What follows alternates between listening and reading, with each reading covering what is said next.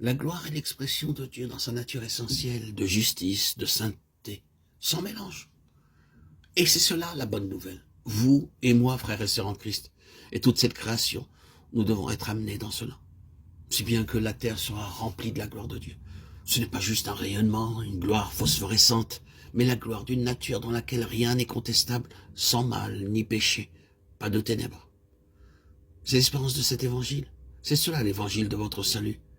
C'est à cette espérance que se référait l'apôtre quand il a vu tout cela au cours de sa croissance spirituelle. Il parle de cela à la fin, depuis sa prison. Christ en vous, l'espérance de la gloire. Colossiens 1, 27. Nous sommes introduits dans une telle immensité que nous ne savons réellement pas quoi faire avec tout cela. Je confesse que parvenu à ce stade, je ne sais pas comment procéder, mais au commencement avec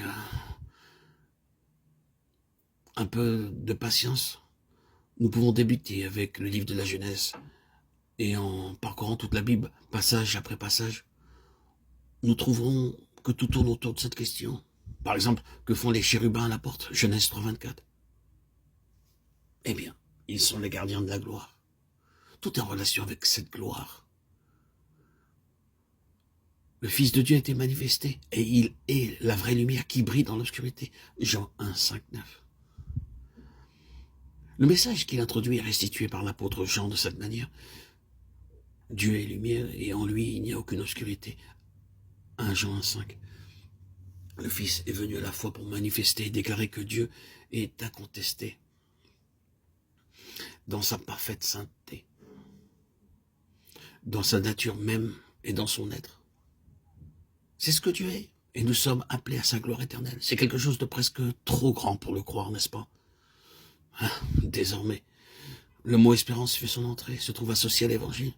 Si du moins vous demeurez fondé, inébranlable dans la foi sans vous détourner de l'espérance de l'évangile que vous avez entendu, qui a été prêché à toute créature sous le ciel, et dont moi, Paul, j'ai été fait ministre, Colossiens 1, 23. Nous sommes aussi engendrés pour une espérance vivante par la résurrection de Jésus-Christ d'entre les morts, 1 Pierre 1, 3.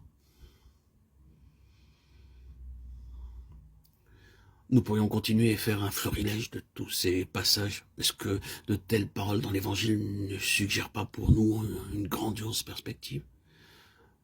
C'est la perspective de la gloire. Et la gloire, c'est le caractère de ce qui est éprouvé par l'épreuve.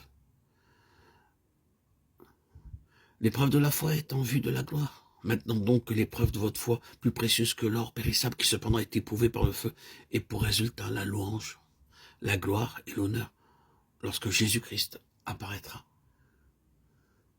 1 Pierre 1, 7.